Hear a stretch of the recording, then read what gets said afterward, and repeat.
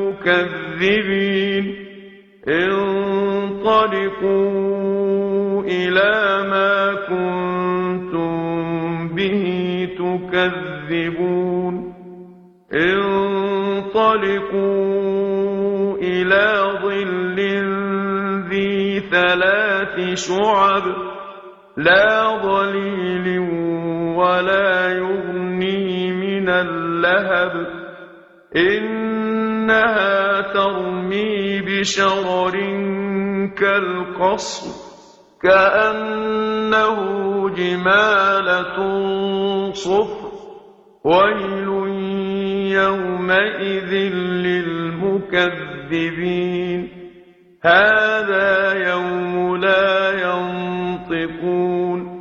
ولا يؤذن لهم فيعتذرون ويل يومئذ للمكذبين هذا يوم الفصل جمعناكم والأولين فإن كان لكم كيد فكيدون ويل يومئذ للمكذبين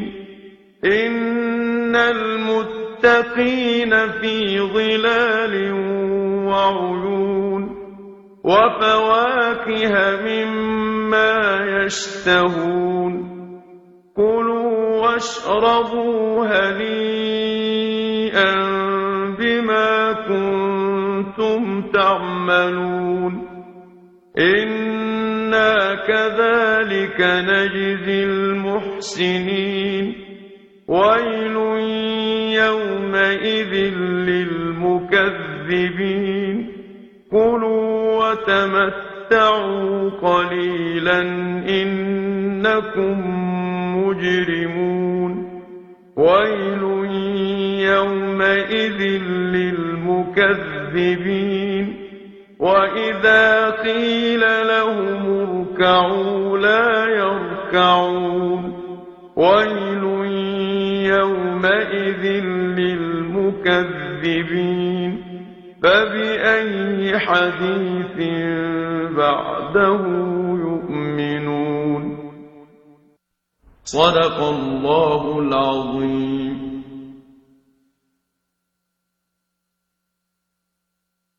بسم الله الرحمن الرحيم عم يتساءلون عن النبأ العظيم الذي هم فيه مختلفون كلا سيعلمون ثم كلا سيعلمون ألم نجعل الأرض مهادا والجبال أوتادا وخلقناكم أزواجا وجعلنا نومكم سباتا وجعلنا الليل لباسا وجعلنا النهار معاشا وبنينا فوقكم 7 شدادا وجعلنا سراجا وهاجا وأنزلنا من المعصرات ماء ثجاجا لنخرج به حبا ونباتا وجنات ألفافا إن يوم الفصل كان ميقاتا يوم ينفخ في الصور فتأتون أفواجا وفتحت السماء فكانت أبوابا وسيرت الجبال فكانت سرابا إن جهنم كانت مرصادا للطاغين مآبا لابثين فيها أحقابا لا يذوقون فيها بردا ولا شرابا إلا حميما وغساقا جزاء وفاقا إنهم كانوا لا يرجون حسابا وكذبوا بآياتنا كذابا وكل شيء أحصيناه كتابا فذوقوا فلن نزيدكم إلا عذابا إن للمتقين مفازا حدائق وأعنابا وكواعب أترابا وكأسا دهاقا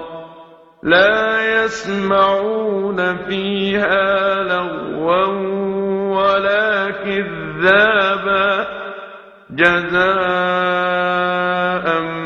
من ربك عطاء حسابا رب السماوات والأرض وما بينهما الرحمن لا يملكون منه خطابا يوم يقوم الروح والملائكة صفا لا يتكلمون إلا من أذن له الرحمن وقال صوابا ذلك اليوم الحق فمن شاء اتخذ إلى ربه مآبا إنا أنذرناكم عذابا قريبا يوم ينظر المرء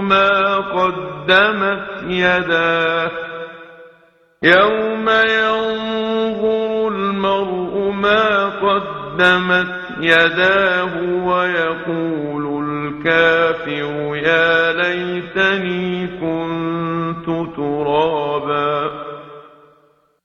بسم الله الرحمن الرحيم والنازعات غرقا والناشطات نشطا والسابحات سبحا فالسابقات سبقا فالمدبرات أمرا يوم ترجف الراجفة تتبعها الرادفة قلوب يومئذ واجفة أبصارها خاشعة يقولون أئنا لمردودون في الحافرة أئذا كنا عظاما نخرة قالوا تلك إذا كرة خاسرة فإنما هي زجرة واحدة فإذا هم بالساهرة هل أتاك حديث موسى إذ ناداه ربه بالواد المقدس طوى اذهب إلى فرعون إنه طغى فقل هل لك إلى أن تزكى وأهديك إلى ربك فتخشى فأراه الآية الكبرى فكذب وعصى ثم أدبر يسعى فحشر فنادى فقال أنا ربكم الأعلى فأخذه الله نكال الآخرة والأولى إن في ذلك لعبرة لمن يخشى أأنتم أشد خلقا أم السماء بناها رفع سمكها فسواها وأغطش ليلها وأخرج ضحاها والأرض بعد ذلك دحاها أخرج منها ماءها ومرعاها والجبال أرساها متاعا لكم ولأنعامكم فإذا جاءت الطامة الكبرى يوم يتذكر الإنسان ما سعى وبرزت الجحيم لمن يرى فأما من طغى وآثر الحياة الدنيا فإن الجحيم هي المأوى وأما من خاف مقام ربه ونهى النفس عن الهوى فإن الجنة هي المأوى يسألونك عن الساعة أيان مرساها فيم أنت من ذكراها إلى ربك منتهاها إنما أنت منذر من يخشاها كأنهم يوم يرونها لم يلبثوا إلا عشية أو ضحاها بسم الله الرحمن الرحيم عبس وتولى أن جاءه الأعمى وما يدريك لعله يزكى أو يذكر فتنفعه الذكرى أما من استغنى فأنت له تصدى وما عليك ألا يزكى وأما من جاءك يسعى وهو يخشى فأنت عنه تلهى كلا إنها تذكرة فمن شاء ذكره في صحف مكرمة مرفوعة مطهرة بأيدي سفرة كرام بررة قتل الإنسان ما أكفره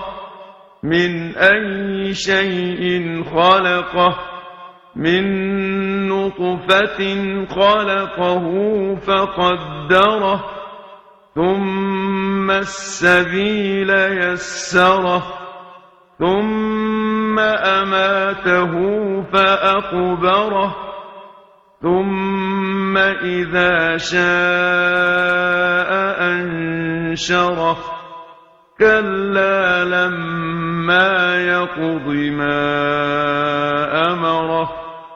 فلينظر الإنسان إلى طعامه أنا صببنا الماء صبا ثم شققنا الأرض شقا فأنبتنا فيها حبا وعنبا وقضبا وزيتونا ونخلا وحدائق غلبا وفاكهة وأبا متاعا لكم ولأنعامكم فإذا جاءت الصاخة يوم يفر المرء من أخيه وأمه وأبيه وصاحبته وبنيه لكل امرئ منهم يومئذ شأن يغنيه وجوه يومئذ مسفرة ضاحكة مستبشرة ووجوه يومئذ عليها غبرة ترهقها قترة أولئك هم الكفرة الفجرة بسم الله الرحمن